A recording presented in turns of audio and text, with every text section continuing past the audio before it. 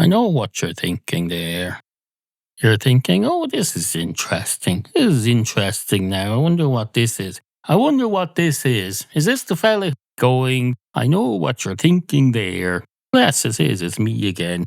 If you remember last time I did that, well, the time before last, because last week I did that as well. I tried to start a cold open by going, I know what you're thinking there. But then I got cold feet about that particular cold open. So I did a further prelude, which I put in before it, which explained that I didn't want to start the first cold open prelude thing with the same opening that I'd done the previous episode. And now that I think about it, that was ridiculous. The previous episode had been more than a month prior to that.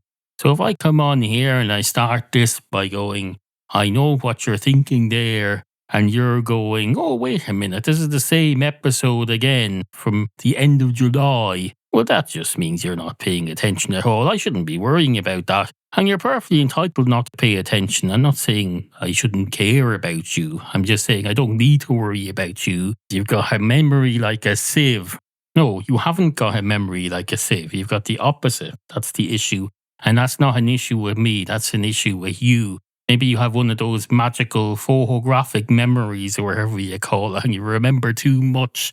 You hear me going, I know what you're thinking there. 6 or 7 words, and you immediately go, oh, this is the same episode again, the same one that I listened to 7 weeks ago. Fuck this shit. I read a book quite recently about this woman who remembered every detail of every conversation that she ever had in her entire life somehow, and it was driving her to distraction. It was a horrible condition. It was like hell. And if you've got that, the last thing you need is me berating you for it. So I'm not going to berate you for it. I sympathise with you. That's a terrible condition to have. It's a terrible condition to have. Probably ruins everything. But now that I think about it, if you have that condition, you'll remember every word of that previous episode from several weeks ago. So you should know within about 12 words of the opening, you should know that it's not the same episode after all. So all you need is an attention span to listen past the first 6 or 7 words and then go, oh, word number 8 was anti-disestablishmentarianism on the previous episode. So it's not that. It's not a rerun, and I'm not accidentally replaying the same episode, so that's fine. So it's me that's worrying too much about it, not you. So I take that back. It's moot now anyway, because I haven't started this segment by going, I know what you're thinking there. Or have I? I can't remember now. You probably can. Into your head, into your head, into your head, into your head, into your head. We've a lot to get on with today. Items that need to be attended to. Issues that need to be addressed. Topics. Oh, topics. We've got lots and lots of topics. We're positively booming to the seams with topics. We've got topics coming out of this trouser. This trouser. I have a trouser here. The other one is attached, so it's dangling. I don't wish to talk about both trousers, only one. One item is enough for a topic primer. You only need one. It just happens they come in twos, so there's not much I can do about that. It's like if you have only one leg and you're still expected to buy shoes in pairs. I only need one topic primer to start the show. But no, there's one trouser here, and then there's the other one down there. I suppose the trouser leg. There's a trouser leg dangling down there, which I'm trying to ignore, but apparently not succeeding, because here I am talking about it. And then I have the other trouser in my hand, which I've already discussed less than I've discussed the other trouser that I'm trying to ignore. And then in between them, there's I suppose this is the problem. They're joined at the hip. I have the one trouser in one hand, and I'm calling it a trouser, whereas a trouser leg. I think that's the issue, because the other trouser leg is dangling down there. If I want to discuss a trouser, I still have to discuss the part at the top. Goes around the waist and has the opening and all the rest of it. That's part of the trouser and it's part of the other trouser as well. So it's like if you have 2 babies joined at the head and you just want to discuss one of them. So you pick up one of them and you say, oh, look at this baby here. If you have twins, I'm told it's important to treat them as individuals. Some people think it is anyway, I don't know. But if you want to try and occasionally treat them as individuals, you have visitors around and you say, "Oh, look, let me introduce you to my children. Here's one of them. Look, this is one of them. Let's call him left trouser leg. Left trouser leg here. This is his leg. And in fact, this is his whole body. His whole body is this trouser leg. Problem is, he shares a head. Now, in this analogy, the head is the top of the pair of trousers. Apart from, let's say, from the crotch to the waist, that whole section, that's the equivalent of the. Oh no, it's not a shared head. It's two heads that are joined. The heads of each of the trousers are joined. So if I'm showing that to the visitors, I say, "Look, let me introduce you to one of my children, Philip. Here's his body and here's his head. Now ignore the left side of his head. Get a big pair of headphones, like the one I'm wearing now, and use that to cover up the part of his head where it's connected to another head." And then, of course, you tell your visitors, "Don't worry, he's not being rude. He's not listening to anything on his headphones. It's connected to a baby monitor. He's watching out for his sibling in the other room." I say in the other room. He's at the other side of that thing. Now, I know what you're thinking there. You're thinking, how would a headphone cover up a whole head that's attached to his head? Well, it wouldn't need to. It would just need to be kind of concealed, the lack of a gap between the two heads. If you have a headphone there, you put it where anyone looking at that child can imagine that in behind that headphone there's a gap between that child's head and the head of the child that's sitting beside it. But then you can just cover up the rest of the other child with a cloth or something, like you would with a parrot. Isn't that what they do with parrots? They cover up parrots with a cloth sometimes. I'm not sure. Is it, will you want them to shut up, or when you want them to go away, or you want them to hide? Or maybe it's just for your privacy. Is that what you do? When you want a moment of privacy, you put a cloth over your parrot. Is that how it works? If I did that with my cats, you get no privacy whatsoever. They'd say, "No, you've just put a cloth over my head. Fuck off. You've disturbed me. You're disturbing the peace. I'm going to call up a policeman and say, 'Hello, this man here, my owner, or my owner's husband, to be accurate, because he's not my owner. Unless my owner goes out of the house for more than 3 hours, he doesn't exist as far as I'm concerned. My owner's deputy has put a cloth over my head and is thereby disturbing the peace. It's not hurting me or anything, it's just disturbing the peace. I was sitting here peacefully, minding my own business, and this fella put a cloth over my head because he was afraid I wouldn't be minding my own business. I was minding my own business until he did that. Now I can tell you I'm minding everybody's fucking business, especially his. What in the name of Christ does he think he's doing? No." And then the police will go, "Oh, isn't that great? A cute little kitty cat meowing at me. Isn't that great?" And you almost think the cat could talk the way it's meowing at me. It's like it's trying to tell me something. Isn't it great? I wouldn't want one in my house, nonetheless. And you almost think the cat could talk the way it's meowing at me like that. It's like it's trying to tell me something. Isn't it great? I wouldn't want one in my house. No, nonetheless. I hear they let them in down the local pub now. There's one of them, he's great friends with the barman. You have a talking cat there. He comes in, he's humanoid. And he comes in, he's humanoid and he's quite often annoyed, which makes for great entertainment. Probably shouldn't be telling you this. It's not my place as a policeman to tell you about everything I witnessed just as entertainment or gossip. I should be more discreet than that, and I am more discreet than that. But if I'm not being discreet enough for you, just throw a cloth over my head, like they do with parrots, and like this fella tried to do with this cat, apparently. And then, of course, the other police officer will say, "I thought you said he was just meowing. Did he tell you all that?" And the man will say, "No, this is just leakage from the narrator's imagination into my brain. I somehow got that information. Even though the cat had failed to communicate it to me, I somehow got that from as leakage from the." It's like if you're listening to someone do a podcast, and you're just sitting there minding your business in another corner of the room, and there's a fella there podcasting, and he's talking into his microphone.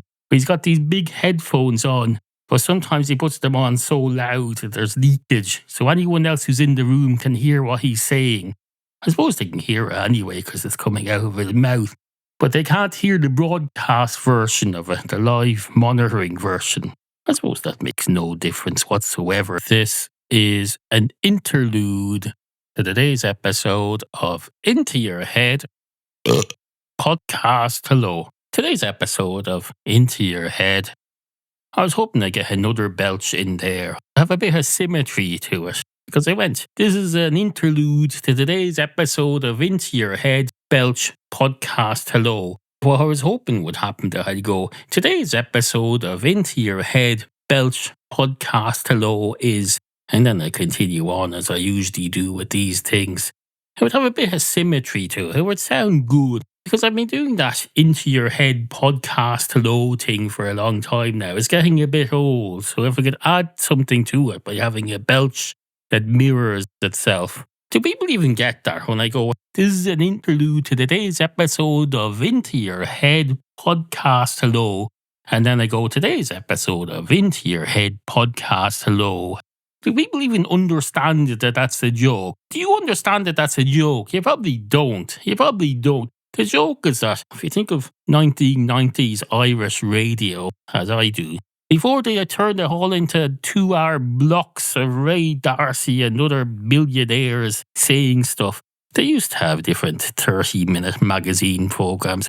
They say things like, "We've a lot to get on with today, we've items to be attended to," and all that sort of thing. It was all items and issues. Be so automated sometimes. They didn't actually say this, but I could well imagine them saying, "This is Into Your Head podcast hello," and then they go, "Today's episode of Into Your Head podcast hello," because they're so automated they forget that hello isn't part of the title. It's become meaningless. I hope you realise when someone on the radio says hello to you, they've no idea they're even saying hello. They've no idea. It's not a real greeting at all. They're doing it automatically. It's as automatic as those jingles that they played. Oh, today's best hits today, throughout your workday. When they're going hello, the presenter on one of those shows says hello.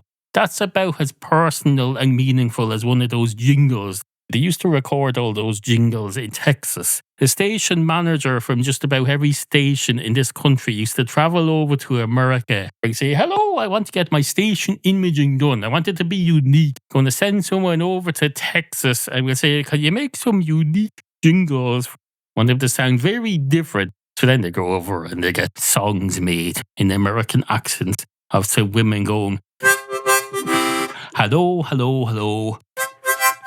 It's the Top It Show."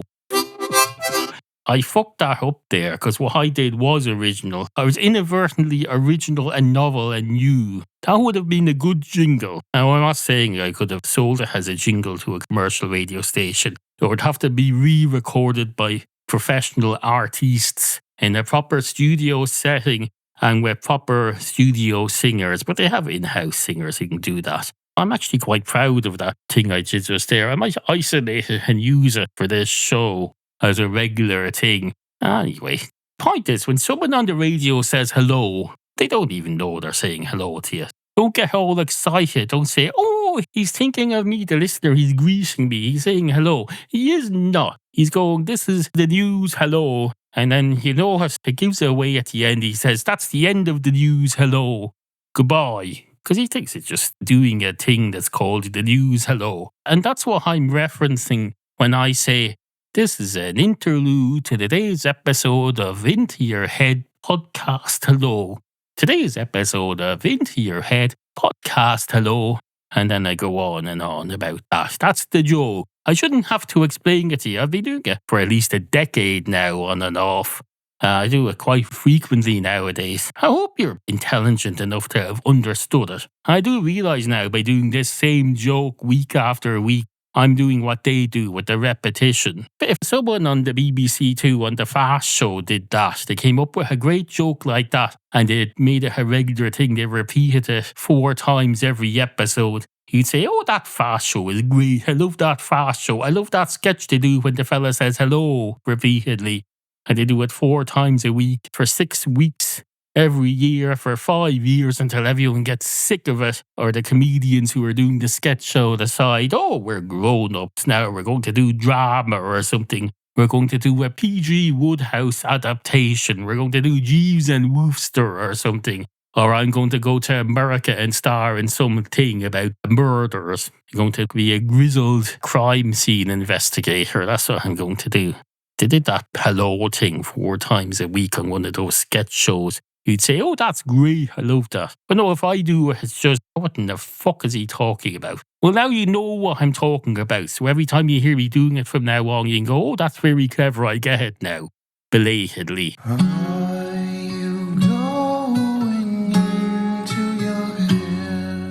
I got started early this morning. I started my coffee drinking around 6:30 a.m. So Sunday morning, I was up around 6 and I was drinking coffee by 6:30. I would have been drinking coffee earlier, but I made it too hot and I neglected to take the lid off the thing that keeps the coffee hot. Because I thought, no, I'm probably not even going to start sipping this for about another 2 hours. So I'll put the lid on. And then when I think I'm about to start drinking it in 20 minutes' time, then I'll think, oh, I want to be able to start sipping this around 20 minutes from now. At that point, I'll take the lid off. But I didn't do that, no. It didn't matter in the end. I put quite a substantial amount of milk in, so it wasn't really too much of a hindrance. So I think I had that initial coffee drunk by about 7:30. Now you're thinking that's, oh, a whole coffee by 7:30 a.m. Oh, that's no. No need to be sarcastic, I know. What you don't know is that coffee was in a giant travel mug that holds around a litre, and I'd put 3 heaped teaspoons of instant coffee in it. So it wasn't just a single coffee. It wasn't a single coffee at all. It was what you would probably think of as 7 coffees in one. I think of it as 3 coffees in one. No, I don't actually. I think of it as 1.5 coffees in one. Because 1 coffee to me is 2 heaped teaspoons of instant. And when I say instant, I don't mean I make the coffee, I spoon 2 teaspoons of the liquid out of that, put that into an espresso cup, and I say, oh, that's a coffee to me. No, I drink the whole fucking thing. The heaped teaspoons are heaped teaspoons of pure coffee granules, not including the sugar. The coffee doesn't come with sugar and milk in it. It's a proper instant coffee, not one of your shitty little cappuccino in a packet thing. No. Yeah, I drink those sometimes. There's nothing wrong with them at all. I don't know why I said it like that. I don't know why I'm being so fucking negative. Maybe I've had too much coffee. Or maybe I've had too much energy drinks and the coffee isn't the problem. Do I sound energetic at the moment? I suppose I'm using them more as stimulation drinks than energy drinks. If you go into the energy drinks section of a supermarket, look carefully at the labels. You'll see some of them say energy drink. Those are the ones that are marketed at children. Drink this, you'll be able to climb the Eiffel Tower like that fella does on the video. There's this kid. Well, he's in his 20s on YouTube and he goes around breaking into building sites of half-built skyscrapers and climbing up to the top of the building before dawn. And then he goes onto the roof of the building and then he jumps from that onto a crane. And then he climbs along to the back end of the crane. Then he swings from that. He swings from the crane, sometimes by one hand. He's somehow carrying a video camera and he makes YouTube videos of this. That's what happens if you let your young people have the energy drink thing that says energy drink on it. Or if you look a little further, as I do as a seasoned consumer, some of them say stimulation drink. And when it says stimulation drink, it's the exact same thing, but it's marketed at those of us who are more discerning. We think, no, I'm not looking for energy. I'm looking to stimulate my mind and my creative impulses so that 3 hours from now I can sit down here in my back room saying stuff about buying energy drinks. And that's what the stimulation drink label is marketed at.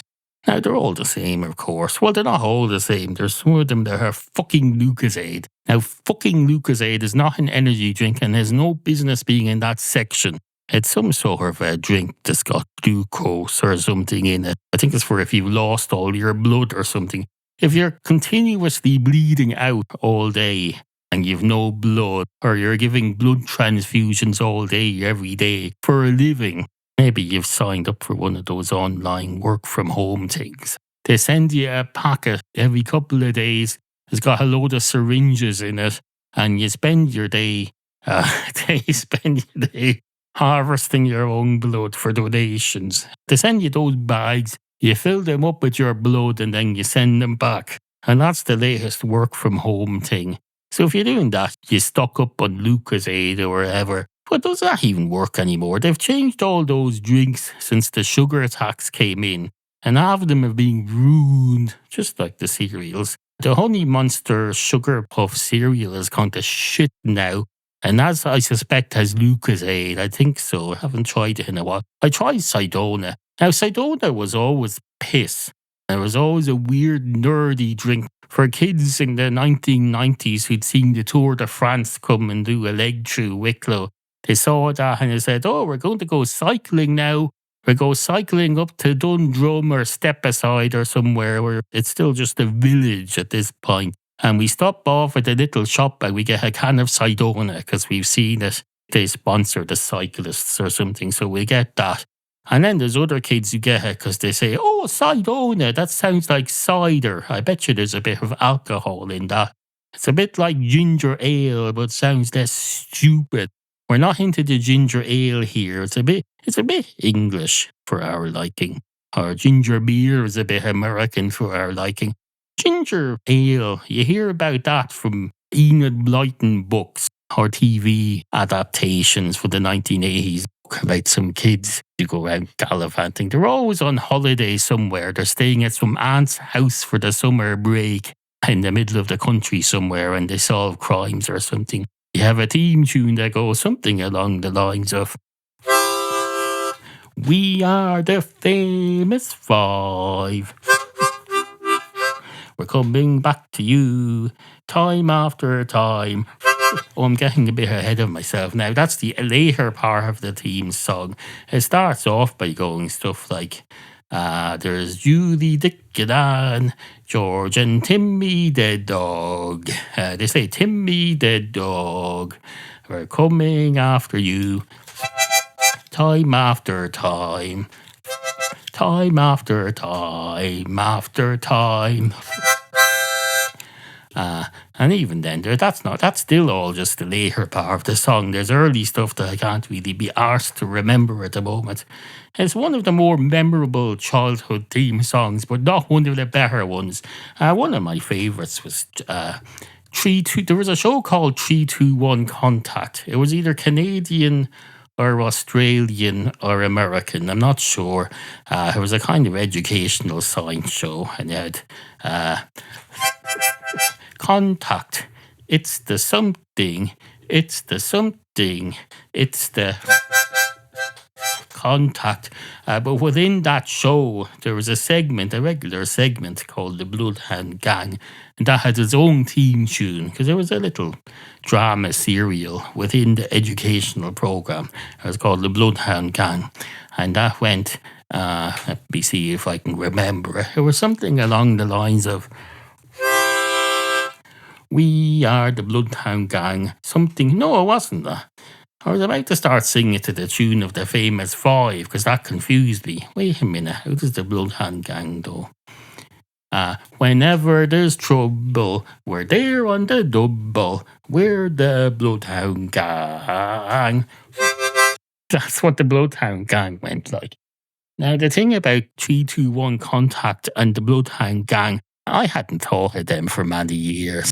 And unlike stuff like the Muppets that come up every day and you go back and watch them and you say, oh, that's shit. It's nothing like I remembered it. The problem with 3-2-1 Contact and the Bloodhound Gang is that it's not repeated anywhere here. So you don't see it until you're about 45 and then one night you're bored and you look up YouTube, you say, I'm going to have a look at this show. I haven't seen it since I was 4. I'm going to have a look at it.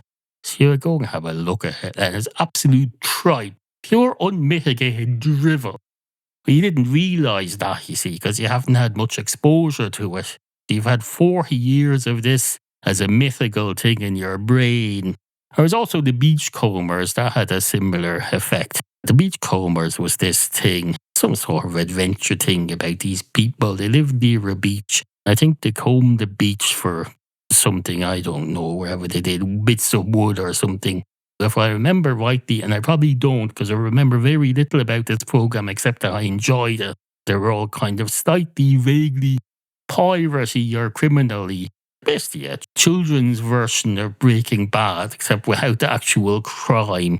And they don't have people being gunned down and stuff. Maybe there was no crime in it at all. But I don't trust my memory of that program, is what I'm saying. This is a further interlude to today's episode of Into Your Head Podcast Belch Hello. Today's episode of Into Your Head Podcast Belch Hello is well underway. I've made about 47 minutes worth. But don't panic, you're not going to have to listen to all that. It's going to be chopped down. There's going to be some quality control in here. Anything you listen to in here has been carefully quality controlled. If it turns out there is an hour and a quarter in it, don't panic. That just means I've recorded about 2 hours worth and chopped it down. Quality control goes on here. It does. Quality control goes on here. You don't have to worry about that. I'm not just throwing everything into a file here and throwing it at you. Don't worry. New listeners worry about that sometimes. They come on and hear something and they go, oh, this is just some fella saying whatever comes into his head, just vomiting it all up with no controls and no limitations on himself. No, don't worry. I've gone through every ounce, every minute, every second of audio. I've pared it down to the bone. I've cut out any superfluous nonsense. I've left in any non-superfluous nonsense. Now, this is a show that contains nonsense. That's part of its format. So don't worry if you hear nonsense. That's what it's supposed to be. But I've pared it to the bone. Any superfluous nonsense has been cut out and pared down. All the umming and ahhing has been removed. Older listeners will be able to tell you. If you go and ask one of the older listeners in the mid-2000s when this podcast started, I used to start every sentence by going, ah. So much so that people would say, oh, that's the fella who goes, ah, ah. He goes, ah, ah, ah, ah. They probably thought everybody in Ireland does that. They say, oh, there's another podcast from Ireland. Wait, how come he doesn't go, ah? He must be editing. I edit out a lot of the ahs now because I don't like them. I want to be able to listen to this. I can't listen to me going, ah. And if I listen to myself going, ah, ah, ah, ah, that sounds like shit. I'm feeling sorry now for the me of the future a few hours from now or perhaps tomorrow afternoon who's listening to this and trying to edit it. He's having to listen to himself, which is me going, ah. So I feel sorry for him, the me of the future. I say that, but then I'm also the me of the future. I will be then. I'm going to be that me. So why am I feeling sorry for myself? That's ridiculous. I can't be empathic towards myself. That doesn't make any sense. No, he should be empathic towards me, as he's the one listening to me in the past, the me of the future. Instead of feeling sorry for himself going through that, he should feel sorry for me because I'm worse off than him. Admittedly, he's having a hell of a time listening to this. I have to spend my next 24 hours dreading that moment when I have to listen to this and edit it. He just has to make a few cuts and then he never has to think about it again. And he can look forward to listening to the finished result. So he's got it less bad than me. So if there's any feeling sorry for the other me thing going on, the future me should be feeling sorry for me, who's still got all this anticipation ahead of me. I don't have to feel sorry for him because he's nearly through it. If he hasn't realised it now, at least he'll know for next time, having listened to this. He's got it nearly all done now, and he's never going to have to think of it again. He should also feel sorry for the me of about 15 years ago, and also the me of a few months ago when I was going through all the early episodes and putting them back up. I accidentally listened to some of those, the early episodes, when I was going, every 5 seconds. It nearly drove me nuts. It nearly made me mentally ill. Because I had to think about that and go, Christ, that's me. That's me. And unless I go back and edit all those, which I'm not going to, that's me forever. There's a permanent record of me going, at least 1,000 times over the course of 9 or 10 years. And there's nothing I can do about that except put it up online with a warning under each episode saying, don't listen to this shit. So that's forever indelved. So there's that as well. And there's also the fact that I need a piss. So I'm going to have a piss soon. I suppose that's not really a problem. There's a toilet right over there. This room has an ensuite toilet, so I can just go over there and have a piss. It's literally not even going out to the toilet or into the toilet or anything. It's literally over there. It is a separate room, but it's an ensuite off this room. So I can just call it going over there. Now I will have to open the door. That'll take me out of the fantasy that it's not another room. It is another room, and I'm going to realise that when I open the door. But that's okay, I don't mind. Until I do it, I can think of it as going over there. I'm going to go over there and have a piss. It'll be just like back in that time when I had that bed sit. I had a weird bed sitting room apartment. My bathroom was in the basement and my apartment was on the ground floor. If I wanted to go for a proper piss, I had to go down the stairs into this weird basement and into my bathroom. So I didn't. I just went over there and pissed in a bucket and poured it down the kitchen sink. So that's maybe a bit like that. I can pretend I'm going to go over there and have a piss in the bucket. Maybe I should put a bucket in the room just outside the door of the bathroom and I piss into that for old time's sake. That sounds like a lot of effort though. I'm trying to clear out this room, not make it worse. Into your head. Once upon a time, there was a dog. A dog. A dog. A dog. Basically, a dog. A quick explanation for new listeners. I have 3 or 4 different ways to get going. One of the ways I get going sometimes is by going, once upon a time there was a dog. And I say it like that because I enjoy how my mouth feels. It's a bit like the way you enjoy getting an extra hot sauce and pouring it into your mouth and enjoying having it burn your insides to death. I enjoy that too. So I enjoy going, once upon a time there was a dog. You're probably listening going, what in the name of fucking hell is this? Well, that's because you're close-minded. You measure everything by how it sounds in your ears. No, think about how it sounds in my ears in the original format. If you're reading a Shakespeare play, you don't go, this is a load of shit. It sounds like shit. No. If you have a proper teacher anyway who's teaching you how to enjoy Shakespeare properly, or at least appreciate it, he goes, now think about this, back in the 1600s in some rickety old theatre that were specially built for this. And you have had raucous crowds turning up. Half of them were drunk because everyone drank all day there. They drank beer all day because there was no water that was safe to drink. They drank beer because it was somewhat safe to drink. It wasn't full of salmonella or whatever, so everyone was basically drunk all day. For the entire history of the human race, from just after the time they invented fire up until around the early 20th century, around that time you Americans decided to experiment with banning alcohol completely. For that period in history, nearly everyone in the planet spent nearly all day very slightly mildly drunk. It was a great time in human history. People talk about the Dark Ages and the Bronze Ages and the Black Death. They were running in parallel. And at times during that, you had war and plague and famine. There were periods of all those things too. You can have more than one period running concurrently. You can have a everybody slightly drunk period that goes on for thousands of years. And within that, you can have periods where there's other stuff happening. In some periods, you have the Black Death, war and famine. Then you have other periods when everyone's great. And not just from being drunk all day. You can have the everybody being drunk all day period alongside a period of everyone being great for some other reason. They've just invented a wheel or something, or they've all got their first motor cars, and Henry Ford has given them all jobs, and he hasn't yet got to the stage in his career where he's got inspectors going around to all his employees' houses to check that their wives are all complying with his way. Henry Ford used to send people around to his employees' houses to check that they're all living a wholesome life, that their wives were all doing housekeeping and not going off and being prostitutes as a side job.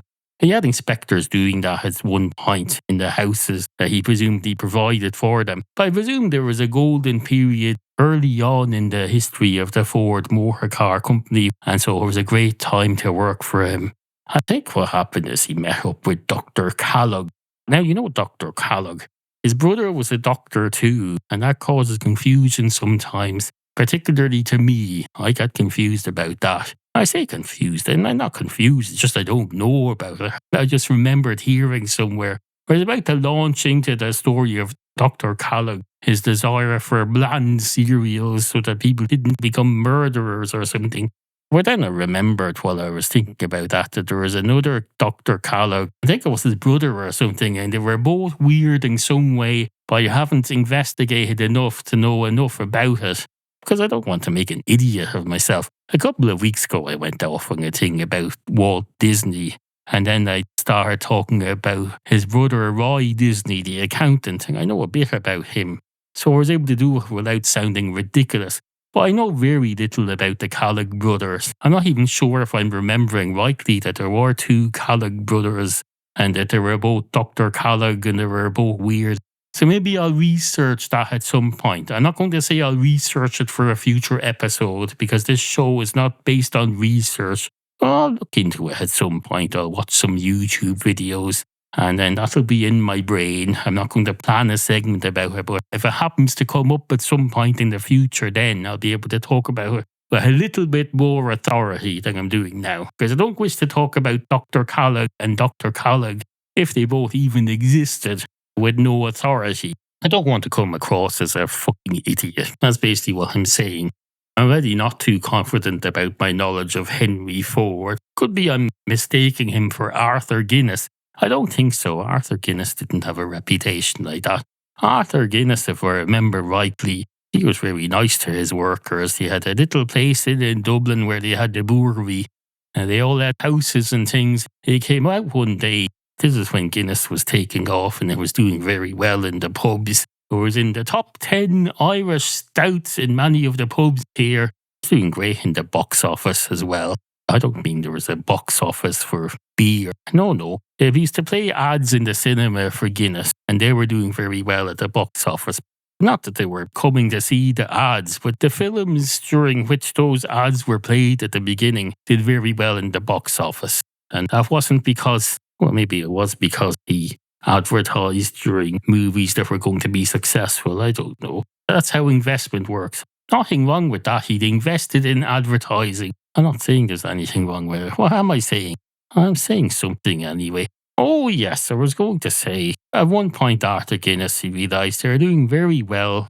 The sales were up. He said, Guinness has some future in it, I can tell you. Better hold on to this name for a while. I better name my children Guinness too, because I have a feeling this is going to be around for a while. And then he said to all his employees, he says, you're all part of this. You've made this the success that it is. You know what I'm going to do? You get a car, you get a car, you get a car, you get a car, you get a car. I'll tell you, I'll give you a pay rise and then you can start saving for your first car. Because I'd like to see you all coming into work in cars. I'll probably have to provide parking then, will I? Parking facilities. Have cars even being invented yet? I don't know. Well, you get a car and a horse. Well, you don't get a horse, you breed a horse. It's not like modern vehicles where you go to a shop and buy a horse. You do not. No. You buy a horse, you breed it. You say, oh, our family is growing now. I think we need to think ahead of our transport needs. The kids are going to be going to school and I'm going to take that promotion over up in the city and I need to commute to that. So we should start thinking about investing in a car or a chariot or whatever and then get a horse. Start breeding a horse now. If we grow it now, we start growing the horse now. We get a young foal. Is that what it's called? Is a horse kitten called a foal? I'm not sure. Let's say it is. We get a baby horse now, and by the time we've saved up for a down payment on our car, the horse will be ready to start towing it for us.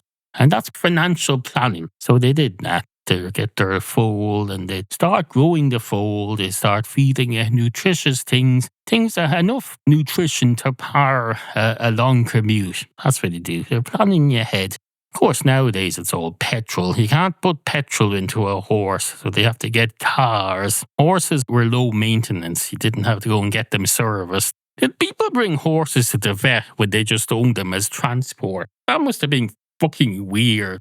They say, oh, look, our car towing apparatus needs an annual checkup. Maybe have something shoved up its arse to be tested for. How old is that horse now? Is it old enough to need to get its rectum checked every year? I don't know. I don't really want to know. I want to just have a package with the vet where he looks after that for me and I don't have to think about the details at all. Just do his annual checkup. And then occasionally they'll say, your horse needs its wheels rotated. And you'll say, wait a minute, first the wheels are rotating all the time. That's how they work. Secondly, horses don't have wheels. And I say, I know, I was making an analogy to try and make it easier for you to understand. Of course he doesn't need his wheels rotated. He needs his horseshoes rotated because some of them wear down more on one side than on the other. So it's good to rotate them every year during your annual service. So we do that. In fact, they wear out even more quickly than wheels. The wheels thing, that's a con. I've never owned a car in my life or been for a car service. But my wife owns one, and I know they'll see, oh, that's a woman there. I'm going to tell her the wheels and the tyres need to be rotated every year. Such bullshit. Wheels are rotating constantly all the time. They're self-servicing. Minute you start that car up in the morning and move out of your driveway, the wheels are rotating at a constant rate. They're all rotating at the same rate. Fucking ridiculous. And they say, no, I need to rotate your tyres. That'll be an extra €50. And of course they fall for it. My wife doesn't fall for it. She has a bit of sense. But most women drivers, they fall for that shit. And that's why mechanics feel they can get away with it. It's absolutely disgusting.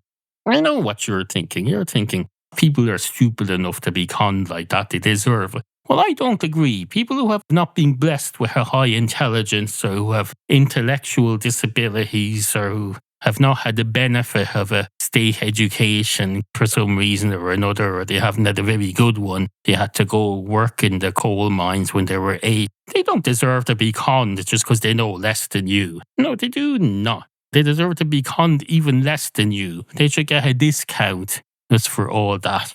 In fact, anyone who has a disability, myself included, should get a discount on stuff like that. I don't mean a financial discount. I mean, they should discount how much I should have to worry about being conned. They should say, oh, he should worry less about that.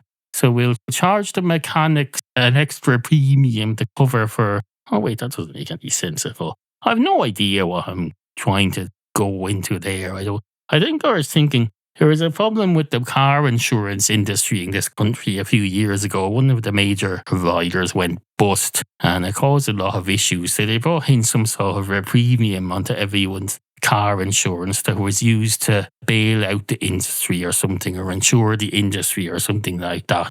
It should be a thing that's like that, except it's for people who are more likely to be conned. And by the way, I'm not saying I'm of low intelligence and that I'm more likely to be conned because of that. No, I'm more likely to be targeted by con men. I went to the ATM once. One time I forgot to fold away my little white ID cane and put it in my pocket.